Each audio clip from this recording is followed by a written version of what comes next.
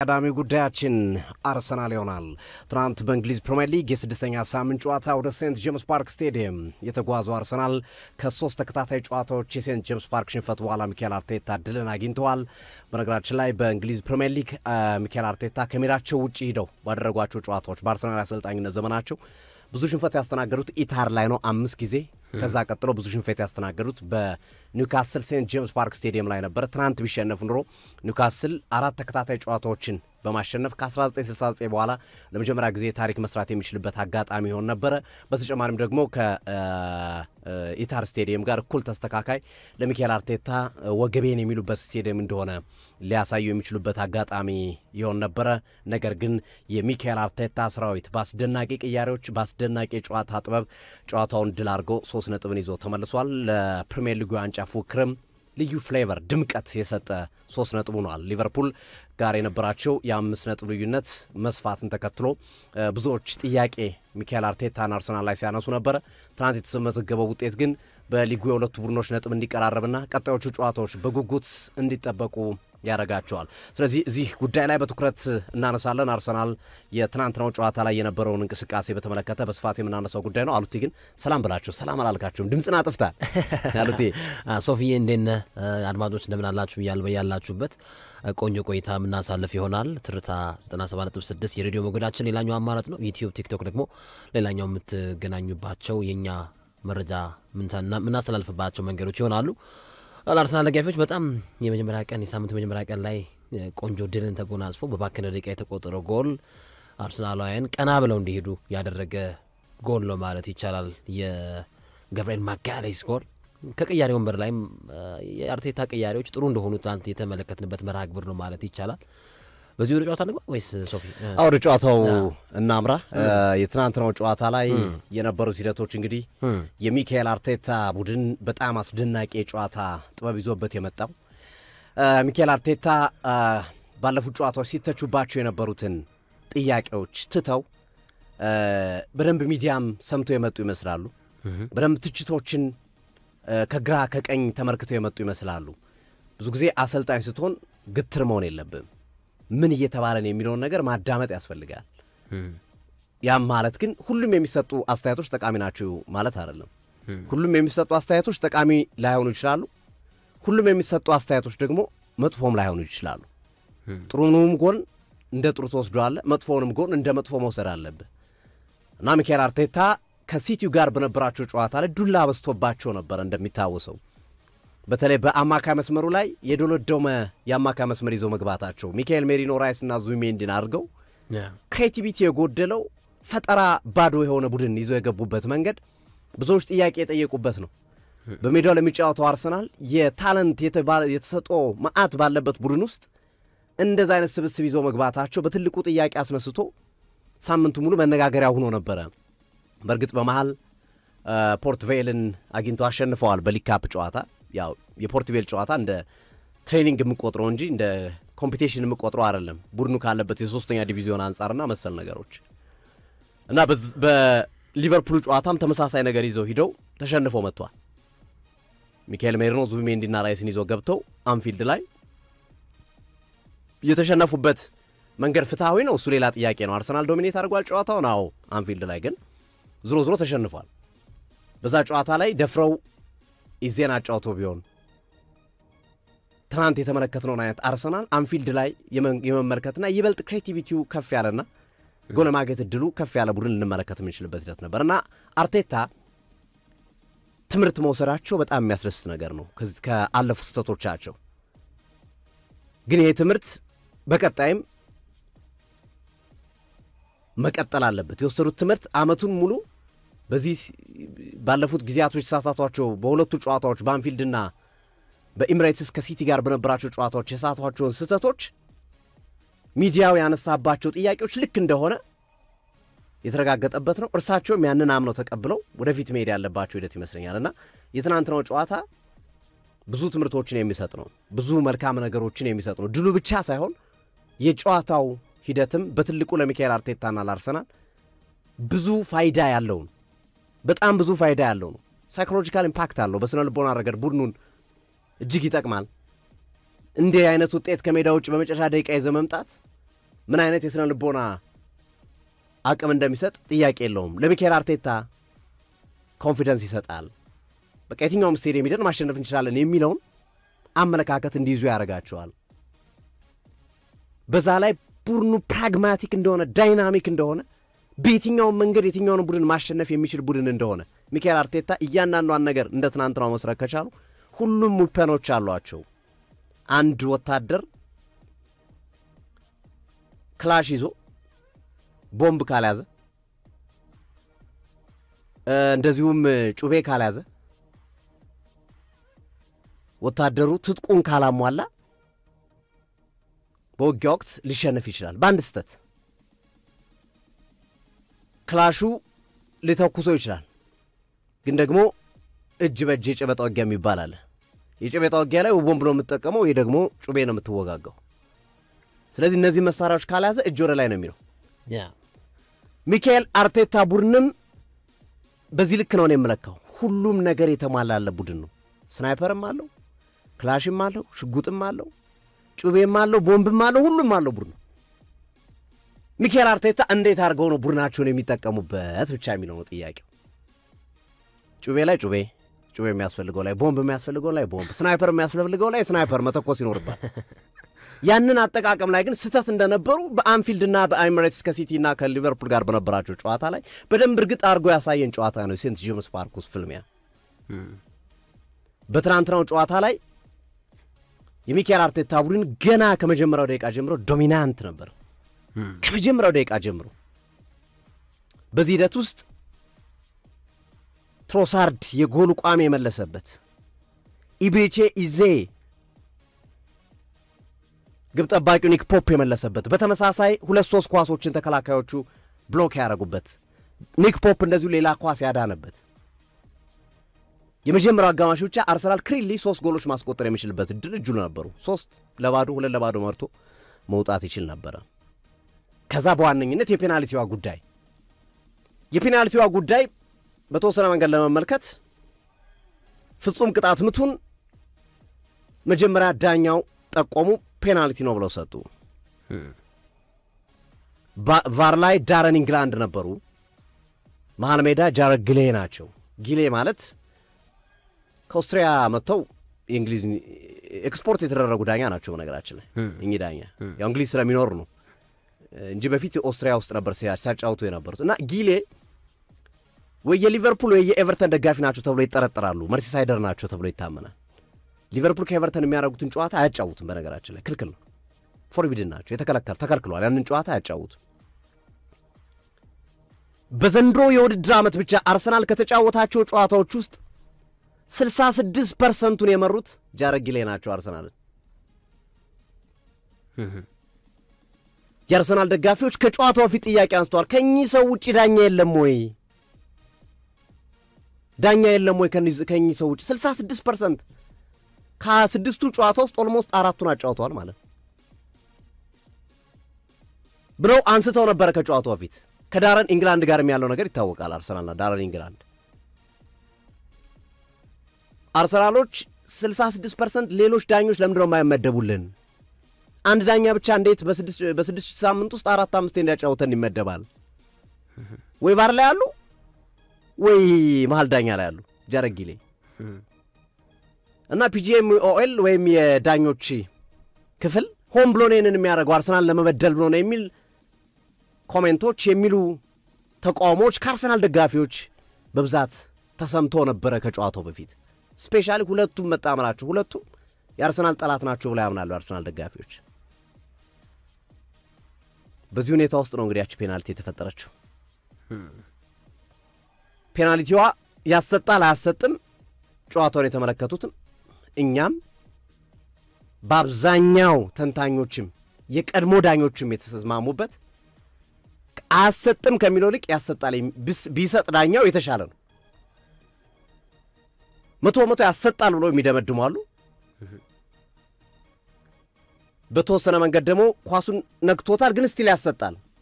ዝሮ መሰጠት ነበረበት የሚለው ከኒውካስሉ አሰልጣኝ ኢዲዮ እስከ ዓለማችን እስካሉ ትልልቅ ተንታኞችና እስከ ቀድሞ ዳኞች ድረስ የተስማሙበት ጉዳይ ነው።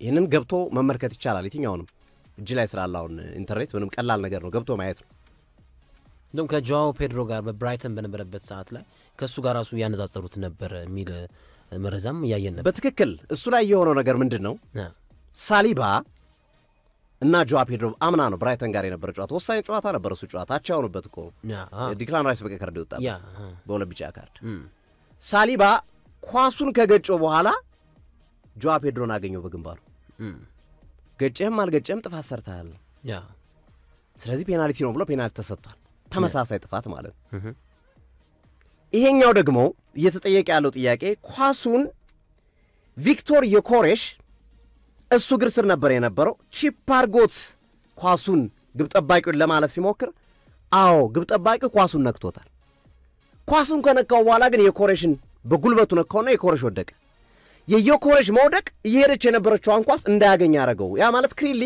የማግባት ኦፖርቹኒቲው ከልክሎታል ማለት ነው ዳኛው ኳሱን ቦሩን ተጫውቶታል ተጫዋቹን ቢነካውም ጠለፋው የተከናወነው ወይም ጥፋቱ የተሰራው ኳሱን ከነካው በኋላ ነው የሚል ነው የሚያስኬድ እኮ በእንትን ደረጃ ያስኬዳል አሁን ዳኛውን የሚያስቀጣቸው ነገር የለም በህግ ደረጃ ህግን ሽፋን አድርገዋል ዳኛው ቫር ያሉትም ዳኛው ማለት ነው ህግን ሽፋን አድርገዋል ጥያቄው ግን ይሄ ኳስ ከነካው በኋላ ኒክ ፖፕ ቪክቶር ዮኬሬሽ ላይ ጥፋቱን ባይሰራበት ነው ዮኬሬሽ ኳሱ ላይ ደርሶ ጎልን ያስቆጥረው ዮኬሬሽ አይደለም ሳካ ይደርስ ነበር ኳሱ ላይ ይሄ በክሊርሊ ይታያል ያስታውቃል ደግሞ ቪዲዮ ማየት ይቻላል ስለዚህ ኦፖርቹኒቲ ከልክሏል የማግባት ኢዲዮ ምንድነው ያሉት እኔ ስመለከተው ፔናልቲ ነው የመሰለኝ በቪዲዮ መመልከት ይኖርብኛል ደግሜ ሳይው ግን ፔናልቲ ነው የመሰለኝ ቫር ላይ ቶታል ስለዚህ በደንብ ቫር ላይ ያዩት ነገር አሳምኗቸው ይመስለኛል እንግዲህ እንደዛ ያረጉት የሚል ነገር አስቀምጡ ቡካዮ ሳካ ቫር የሚታየው እኮ ክሊር ለሆነ ኤረር ነው ክሊር ለሆነ ኤረር ማለት ለምሳሌ በእጅ ከተረካ ኳስ ክሊር ነው በእጅ ተነክቶ ኳስ ከመለስከው ክሊር ነው ይሄኛው ግን ዳኛው አጠገባው አይተውታል ያንኑ እንቅስቃሴ አይተው ነው የወሰኑት ለምንድን ነው ቫር የጠራቸው አጠገብ ነው የነበሩት የሚል ጥያቄ አርሰናል ተጫዋች ቡካዮ ሳካ ከጨዋታው በኋላ አንስቷል ሚኬል አርቴታ አዎ ፔናልቲ ነው ግን ተከልክለናል ብሎ ነው ያነሱት ከዛች ፔናልቲ መከልከል በኋላ ደግሞ ሌላ አነጋጋሪ ክስተት ተከሰተ ቮልተሜድ ያስቆጠረው ጎል ጥያቄ የሚያስነሳ ነው የቮልተሜድ ጎልን በሚመለከት የተወሰኑ ሐሳቦች የሚነሱ አሉ በአብዛኛው ግን ሲሪየስ ዳኞች ቢሆኑ ይህንን ይሽሩታል የሚሉ ሐሳቦች አሉ የአውሮፓ ቻምፒዮንስ ሊግ ምናምን የሚያጫውቱ ዳኞች ቢሆኑ ይሽሩታል ብለው ያምናሉ ምክንያቱም ይላሉ ቮልተሜድ ሲዘል ማነው ቮልተሜድ ዘሎ ለመግጨት ሲሞክር ጋብሪኤል ማጋሌሽ ከስር እየተነሳ ባለበት ሰዓት ገና ልትነሳ ስትልና ከተነሳ በኋላ ብትገፋ የምትወርቀው አወዳደቅ አንድ አይደለም ገና ያቆመኮ ከሆነ የተነካው ወዲያው ነው ፍንግል ለምትለው ምክንያቱም ባላንስን አጣል በጣም ከተነሳ ግን ባላንስ እየተስተካከለ ስለሚመጣ ባላንስ ከፍ ስለሚል ከፍ ካልክ ብትገጭም ስትወርድ ልቆም ትችላለህ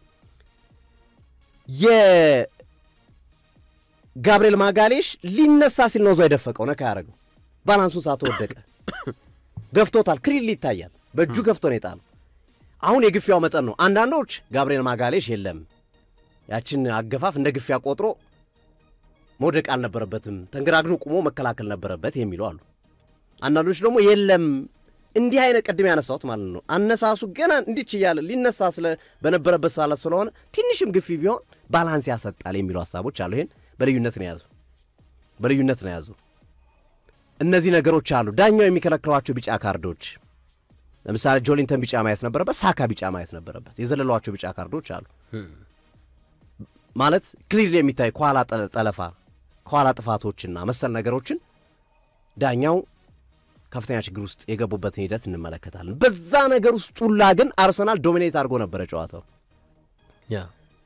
ከዛች ከቮልተሜድ ጎል በኋላ ግን የቮልተሜድም ጎል ጥያቄ የተነሳበት ነው በተመሳሳይ የቪክቶር ዮኬሬሽ ፔናልቲ ያላመሰጠትም ጥያቄ የተነሳበት ነበር እና አርሰናል ተጫዋቾች የመጨረሻዎችን 15 ደቂቃ የመረበሽ ከዳኛው ጋር የነበረው ስሜት ለምሳሌ የካላፊዮሪን ያልተመለከቱ ካሉ ጨዋታው ካላፊዮሪ የመርስሮራ ለመወርወር በረጅም ለመወርወር ኳሱ ውሃ ነገር ስለሚይዝ እርጥብነት ነገር ስላለው እሱን ጠርጎ ለመወርወር ፎጣ በሜዳው በግብ ጠባቂው በኩል ያለ አንድ ፎጣ አንስቶ ለመወርወር ሲያመጣ ዳኛው መልስ ብሎ አስመልሰውታል። የራሱን ፎጣ ተጠቀም እና የመረበሽ ነገር አይነት በዳኛው ውስጥ የምታየው የመረበሽ የማስጨነቅ አይነት አርሰናሎችን ቴንሽን እንዲሆኑ ተጫዋቾችን የማረግ ነገር ትመለከትበት ነበር በዛ በትናንትናው ጨዋታ ላይ። የመጀመሪያው አጋማሽ አርሰናል 1-0 እየተመራ ነው ያጠናቀቀው፣ ግን ዶሚኔሽኑ የሚገርም ነበር። የሚጫወቱት ጨዋታ በጣም ውብ ነበር።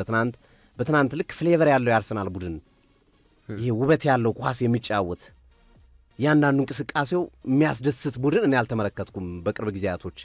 ይሄኛው ቡድን በጣም የተለየ ነበር ትናንት። ፍሌቨሩ የኢዜ ኳሶች ኢዜ ተጫዋቾችን ጥሎባቸው የሚሄድበት ኳስ ኬሪ አድርጎ ተሸክሞ የሚሄድበት ቴክኒኮች፣ ፈጣን ኳሶቹ ቶሎ ጣጣጣጣ አድርገው በግራ ወደ ቀኝ ከቀኝ ወደ ግራ ምናምን የሚያዘዋዙሩባቸው መንገዶች በጣም ትሪት ይመስል ነበረ። ደስ የሚል ውብ ትሪት ይመስል ነበረ። ሰከንድ ሃፍ ላይ ዋናው ለጨዋታው ማሸነፋቸው ብዬ የማስበው ሚካኤል አርቴታ የሰሩት ሁለተኛው አጋማሽ አርሰናል ሲገባ ነው። ከዚህ በፊት ታይቶ የማይታወቅበት መንገድ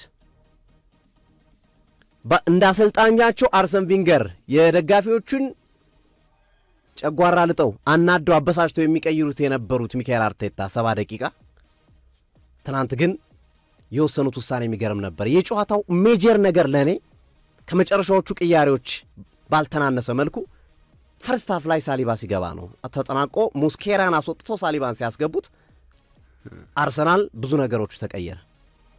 ሲረብሻቸው የነበረው ቮልተሜድ በሳሊባ ቁጥጥር ስር ዋለ። አላነቃነቀውም። ዊሊያም ሳሊባ ኮንፊደንሱ የተከላካይ መስመሩ ኮንፊደንስ አየለ። ይህንን ተመልሼ አነሳዋለሁ። ይህችን ፖይንት አሉት እንዳረሳት ሳሊባ መግባት ያመጣውን ጣጣ ወይም በዚሁ ጨርሻው ሊድ እሺ ይቻላል። ቮልተሜድ እንዲቀየር ያደረገው ሳሊባ ነው። ያ ቮልተሜድ መውጣት ደግሞ ለአርሰናል ዊሊያም ኦስዋላ ከገባ በኋላ ኦስዋላ ጥፋት ከመስራት ውጪ ምንም የፈጠረው ነገር የለም። ዴፊኒትሊ እቺ ፖይንት አንዷ ለአርሰናል ማሸነፍ ምክንያት ናት። ዴፊኒትሊ ስለዚህ ሳሊባ መግባቱ ተከላካዩ ማረጋጋቱ ብቻ ሳይሆን ኢዲዮን አስገድዶ ውሳኔ እንዲወስኑ አድርጓቸዋል። በግዴታ እንዲወስኑ ቮልተሜድ እንዳያስወጡ አድርጓቸዋል። ያ የሳሊባ መግባት አርሰናልን ዶሚኔሽኑን በደንብ ከፍ አድርጎ እንዲቀጥል በሁለተኛው አጋማሽ ያደረገበት ሂደት ነበረ። እኔ ከገረሙኝ ነገሮች መካከል የቪክቶር ዮኬሬሽ ትናንት የነበረው አቋም በዚህ ውድድር ዓመት ከተመለከትኳቸው ጨዋታዎች ሁሉ የተለየው ነበር። በጣም ድንቅ ነበር። ዮኬሬሽ ጎል ያስቆጥር አሲስት ያርግ እንጂ ተሳትፎ ትግሉ ተከላካይ መስመሩ ሲረብሽበት የነበረው በዛ ላይ የልጁ ትዕግስት አፉን አጣሞ እየጣሉት በክርን እየመቱት ተነስቶ ነው የሚጫወተው። ደዳኛ እንኳን ሄዶ ኮምፕሌን አያረግም። በመጀመሪያው አጋማሽ ዳምበርን የሚገርምት መጥቶታል። ዝም ብሎ ነው ጨዋታው የቀጠለ። በሁለተኛው አጋማሽ ጀማል ላስሊስ ተቀይሮ ከገባው አፉን ሁሉ አፍኖ ሁሉ ነው የጣለው። ግን የልጁ ይሄ የአእምሮ ደረጃው በጣም የሚገርም ነው። በዛ ውስጥ ሚካኤል አርቴታ የመጨረሻዎቹ ደቂቃዎች ላይ የወሰኗቸው ውሳኔዎች አስደማሚ ነበሩ። ካላፊዮሪ ቢጫ ካርድ ነበረበት። ካላፊዮሪን አስወጥተው ያስገቡት አጥቂ ነው ሚካኤል ሜሪኖ ነው ያስገቡት። ካላፊዮሪ ወጥቶ ሚካኤል ሜሪኖ ነው የገባው። ተከላካይ አልተኩም። መጀመሪያ ላይ በሶስት ተጫዋች በተከላካይ በቲምበር በሳሊባና በጋብሪኤል ማጋሌሽ ወደ ግራ ለጥቶ እንዲጫወት ራይስ መሃል ላይ የሚፈጠሩትን ክፍተቶች ከ6 ቁጥር እየተነሳ ወደ ኋላ እየተመለሰ ወደፊት የሚሄድ እንዲሸፍን የማድረግ ስራ ነበር የሰራው። ኦድጋርድ ገባ። አማካይ መስመሩ ይበልጥ ውብ እንዲሆን ያደረገው ኦድጋርድ ነው። ኦድጋርድ በጣም ቦታው አደጋ ውስጥ ነው እያልን ሰሞኑን ስናወራበት የነበረ ተጫዋች ነው። ኢዜ የጥራት ደረጃ እኔ ሚካኤል አርቴታ ትናንት በቃ በድንጋጤ በፍራቻ ኦድጋርድን ሲያስገቡ ኢዜን ይነኩታል ነበር ብዬ ያሰብኩት። ግን ያደነቋቸው ነገር ኢዜ ባለበት ነው ኦድጋርድንም ጨምሮ የቡድኑን የማጥቃት እንቅስቃሴ ላይ እሳት ላይ ቤንዚን የመጨመር አይነት ስሜት ያለው ፈጣን የማጥቃት ስሜት ሲፈጥሩ የተመለከትናቸው። እናም ኦድጋርድ እያንዳንዱ ፓሶቹ ይደንቁ ነበር። ማይልዩስ ስኬሊን ከኒክ ፖፕ ጋር ያገናኘበት ኳስ ማይታመን ነው። በአራት በአምስት ተጫዋቾች መካከል የሰነጠቀለት ኳስ ዲፕሊ የገባ ነው ሲወጣ የነበረው። ይሄ አንድ ትምህርትም ይሰጣል ብዬ አስባለሁ አርቴታ።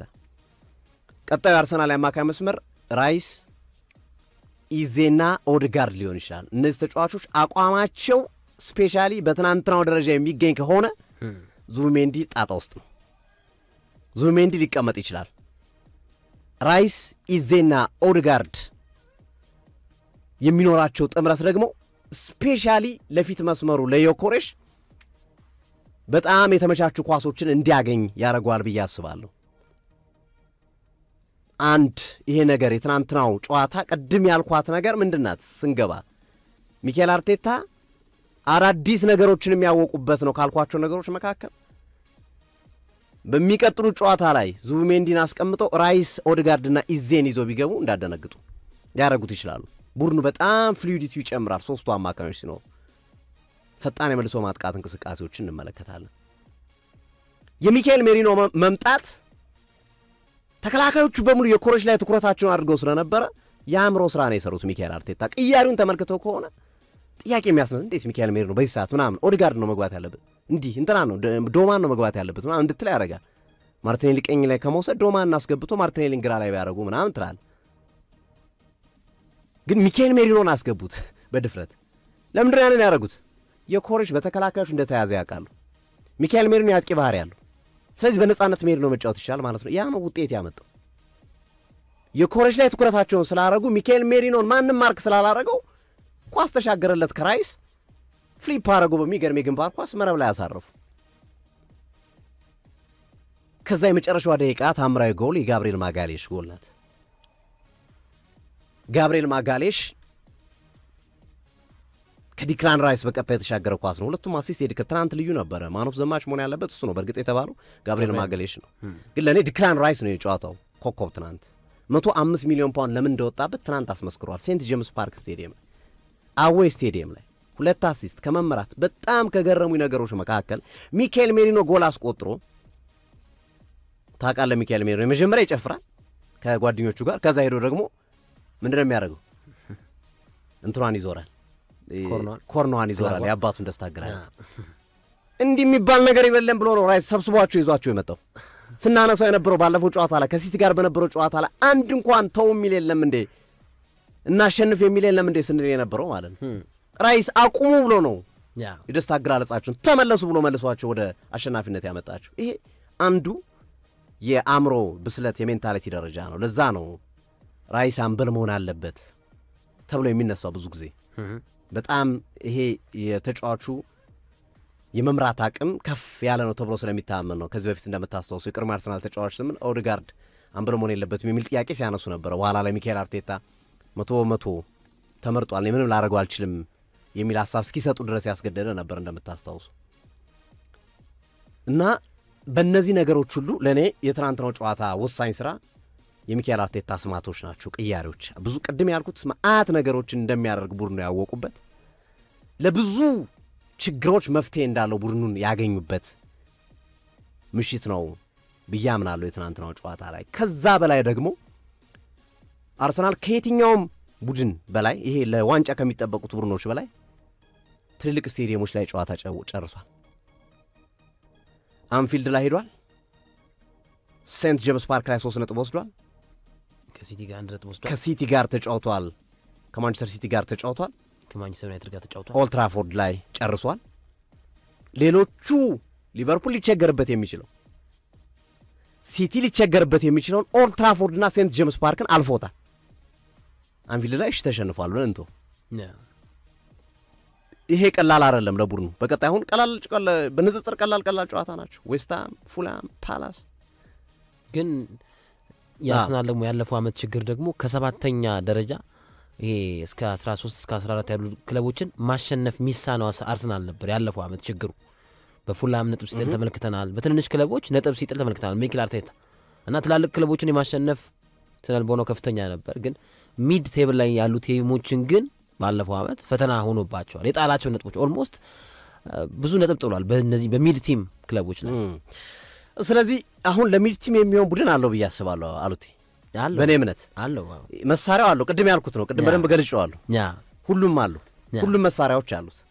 አርቴታ ትናንት ያሳየንን ብስለት ኤክስፒሪየንስ ልምድ መስማት ምንድነው እየተባለ ያለው ነገር እውነት ነው ወይ ይሄ ነገር የሚለው ነገር መስማቱ በጣም በትልቁ ልዩነት የፈጠረበት ነው በያስባለሁ በነገራችን ላይ አርሰናል በዘንድሮ ድራማት ካስቆጠራቸው 12 ጎሎች 6ቱ ከቆመ ኳስ የተቆጠሩ ናቸው 50% በጣም ብዙ ነው አጠቃላይ 36 ጎሎች ያስቆጥሯል በአለፉት አመታት ማለት ነው በግንባር ኳስ አንደኛ ነው ቡድኑ በቆመ ኳስ ግን በዘንድሮ ድራማት ኢቨን 50% የቆመ ኳስ ነው ይሄ ኦልሞስት በቆመ ኳስ ላይ ቡድኑ ዲፔንድ እየሆነ ያለ ይመስላል እዚህ ላይ መስራት አለባቸው እዚህ ላይ በጣም ሲሪየስሊ ቅድም ያልኩት ነው ከኦፕን ፕሌይ ጎል የቅድም ያልኩት የራይስ ኢዜና ኦድጋርድን ጥምረት ማስተካከሉ ከኦፕን ፕሌይ ማት ጎል ያገኛሉ ማት ጎል ማግኘት ይችላሉ እዚህ ላይ መስራት አለባቸው ስቲል አሁንም አርሰናሉ አታኪንጉ ማደግ አለበት ዋንጫ ለመውሰድ አሁንም ስቲል ልክ ነው ማደግ አለበት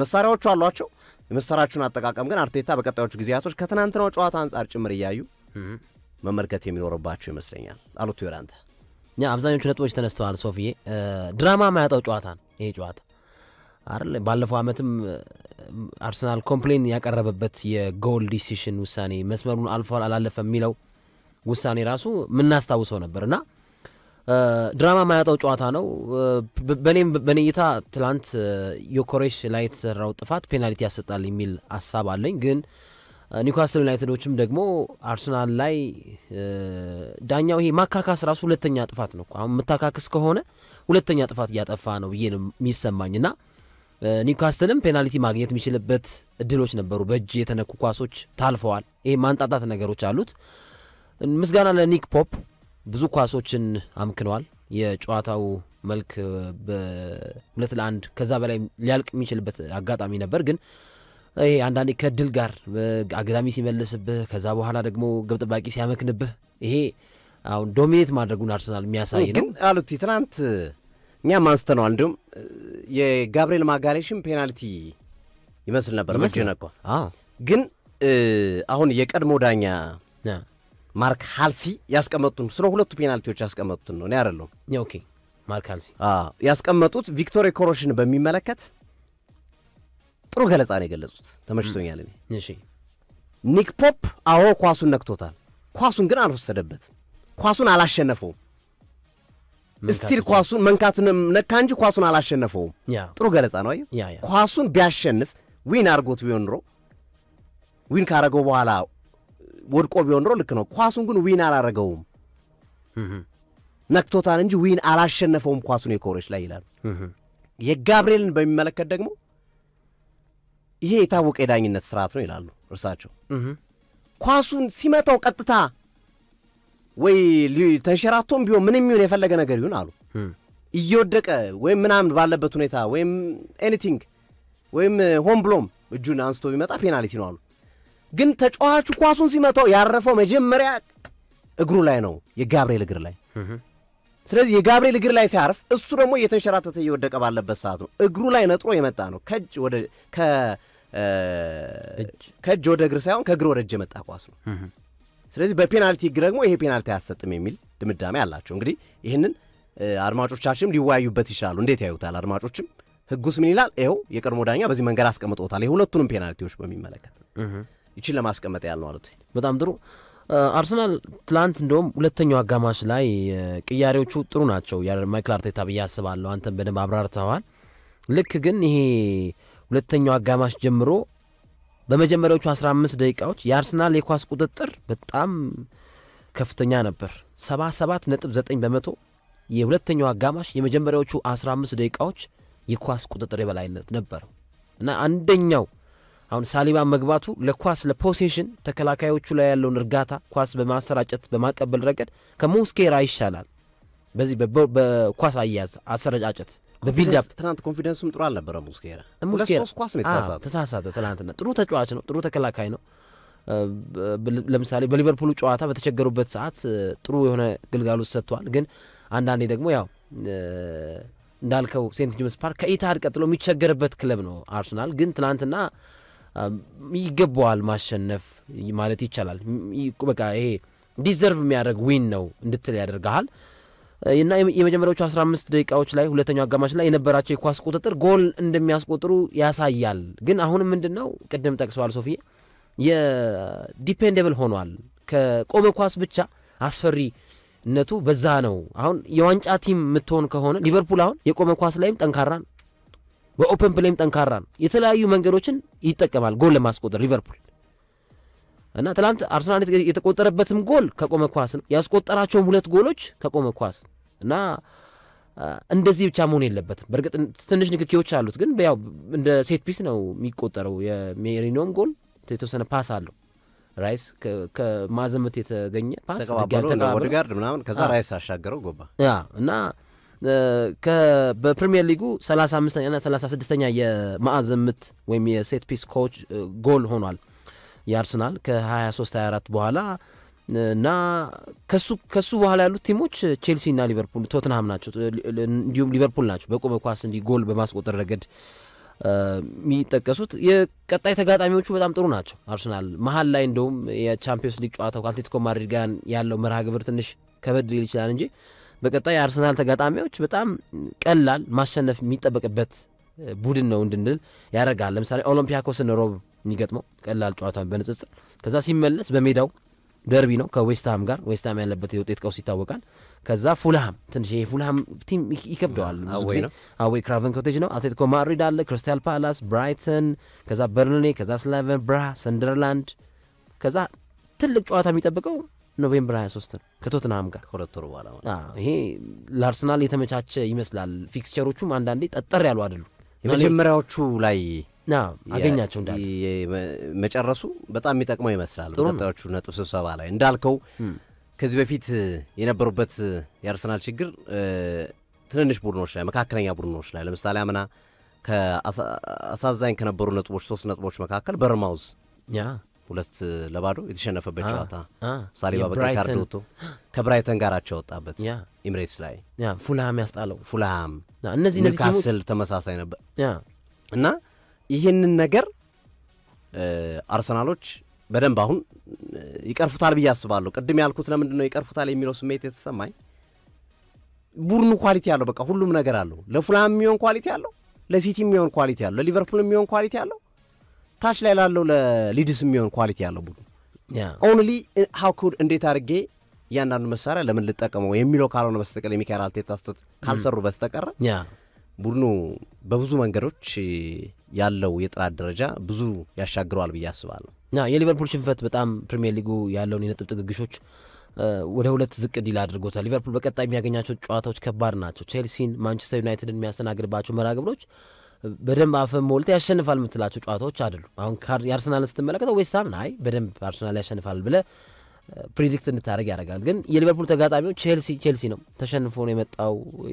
ኢንዞ ማሬስካ ቲሙን ባለፈው ዓመት ካሰኩበት የውጤት ማማ አኳያ ይህንንም ጨዋታ በቀላሉ ሊቨርፑል ያሸንፋል አትልም። ስታንፎርድ ብሪጅ ላይ የሚደረግ ጨዋታ ነው። የቀኝ መስመር ተከላካዩ ሊቨርፑል ላይ ክፍተት እንዳለበት አይተናል። ስለዚህ ቀጣይ ደግሞ ማንቸስተር ዩናይትድን የሚያገኘው ከቼልሲ በኋላና ለአርሰናል ፊክስቸሮቹም የተመቻቹ ይመስላል። ግን ማይክል አርቴታ ደግሞ ይህንን ነገር መጠቀም አለበት። አንዳንዴ አሁን ትላንት ሚኬሎ ሜሪኖ ገብቶ ጎል አስቆጠረ፣ ከትችት ዳነ። ግን ኦዲጋርድ ደግሞ ቀድሞ አልገባም የሚሉ አይነት ሀሳቦች ደግሞ ቀድም አንተም አንስተዋል። አንዳንድ ውሳኔዎቹ ጋምብሊንግ ናቸው። ትሮሳርድ ለምሳሌ ዘግይቷል። የትሮሳርድ ቅያሪ ዘግይቷል። የዘገየ ቅያሪ ነው። ግን ኢትስ ኦኬ። ከሰሯቸው ስራዎች አንጻር አብዛኞቹ ፐርፌክት ናቸው። ሚካኤል የትላንቱ ትናንት በጣም የተዋጣለት ስራዎች ለእያንዳንዱ ነገር ተጠንቀው ነበር የገቡት። ጥንቃቄያቸው መጀመሪያ በኋላ ላይ የሚያደርጓቸው ነገሮች ብዙ ነገሮችን የቀየረ ሆኗል። ሰሞኑ ሲታሙ ነበረ እጅ ፍሬን የሚይዝ ቡድን ያላቸው በሚል ሲታሙ የነበሩበት ሂደት ቡድኑ እጅ ፍሬንም ለቆ እግር ፍሬንም ለቆ በፎሎም መሄድ እንደሚችል ጭምር ያሳዩበት ነው የትናንትናው ጨዋታ ላይ እና ኳሊቲ በደንብ የተመለከትንበት ጨዋታ ነው ብዬ አስባለሁ። በነገራችን ላይ ሌላው የአርሰናል ኳሊቲ መነገር ያለበት ኳሊቲ ከ6 የፕሪሚየር ሊግ ጨዋታ 3 ጎል ብቻ ነው ያስተናገደው። ተከላካዩም አሪፍ ነው እኮ በኒውካስል በሊቨርፑልና በማንቸስተር ሲቲ እነሱም ከአንድ ጎል በላይ አላስቆጠሩበትም። ምን ያህል ጠጣር የተከላካይ መስመር እንዳለው አርሰናል ማሳያ ነውና ቀደም እንዳልነው ስቲል አሁንም ካርቴታ ነኝ ተከላካዩ በቃ የሚገርም ነው። እኔ ቃላት የለኝም ለጁሪያን ቲምበር ምን አይነት ተከላካይ ነው። ትናንት ደግሞ ጭራሽ አታኪንጉንም በጣም ሲያግዝ ነበር። በደንብ ሲጫወት ነበር አታኪንጉ ላይ ለጉልበት ተመችቶት ነበር። እነ ዮሊንተን እነ ብሩኖ ጉማሬዥ እርስ በርስ ያጋጫቸው ሁሉ ተመልክተናቸዋል እና የተከላካይ መስመሩ ላይ አርሰናል የሚነሳበት ነገር የለም ሞር አርቴታ አሁንም መስራት ያለባቸው አታኪንግ የማጥቃት እንቅስቃሴያቸውን ይበልጥ ማሳደግ የሚችል ያጫወት መንገድ ተጫዋቾች ምርጫና መሰል ነገሮች ላይ በቀጣይ መስራት እንዳለባቸው ይሰማናል